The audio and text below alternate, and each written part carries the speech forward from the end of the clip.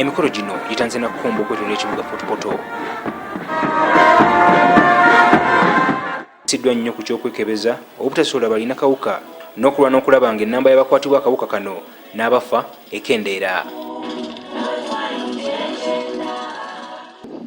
Your message of ABC, abstinence, faithfulness, and use of a condom was and proved to be very effective. Okunoonyereza kulaga nti disitulikiti eno y'e Kabalole ekyasinze okubaamu nnamba y'abantu abakwatibwa akawuka ka Mukenenya. Sooka tulina sex worker mu Kabalole.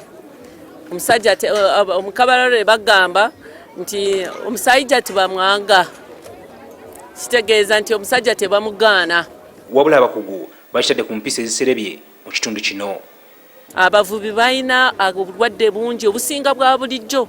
Mu Kabalole tusanga ebitundu nga byantoloko bituuka abantu 18 okutunga ku 10 nga balina obulwadde nga bavubi.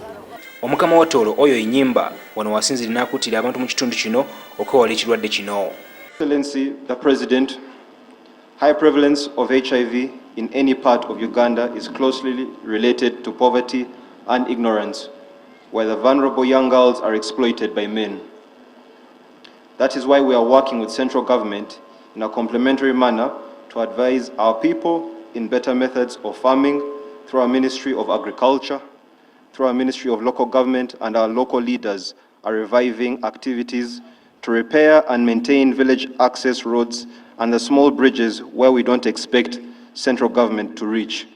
Omukulembeze w'eggwanga Yoweri Kaguta Museveni wano wasinzidde n'alabula bannayuganda okuteesigama nnyo ku ky'okukomolebwa ng'ekyekwaso obutakwatibwa siriimu. Okusalamula manyebiha abasalamu tubakufa ebyo bakubaza tari mu magezi abantu abarakusalamuka tubakufa tubakwita obwa siriimu. Ono ayongedde n'akubiriza bannayuganda okwekebeza okumanya bayimiridde ku kirwadde kino. Takarwaire tumuhane orwaire tumuhombazi. Ivan Kimuli Kigozi, NTV Footpoto.